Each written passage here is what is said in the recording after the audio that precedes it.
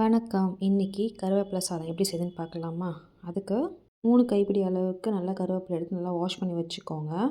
1 spoon மிளகு, 2 spoon துவரம் பருப்பு, 2 ஸ்பூன் கடலைப்பருப்பு, 2 ஸ்பூன் உளுத்தம் பருப்பு போட்டு நல்லா வதக்கிக்கோங்க. கூடவே 2 காஞ்ச மிளகா போட்டுக்கோங்க. கொஞ்சமாக புளியை நல்லா வாஷ் பண்ணிவிட்டு சேர்த்துக்கோங்க. நல்லா ஃப்ரை பண்ணிக்கோங்க.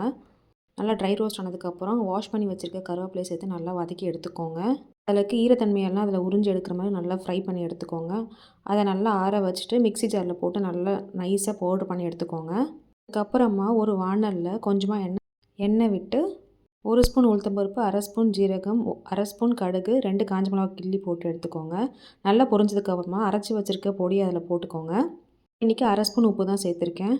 நல்லா ஃப்ரை ஆனதும் வடித்து ஆற வச்சுருக்க சாதத்தை அதில் போட்டு கிளறுங்க. கொஞ்சம் எண்ணெய் பத்தாத மாதிரி இருக்கும். எக்ஸ்ட்ரா கொஞ்சம் எண்ணெய் ஆட் பண்ணிக்கோங்க.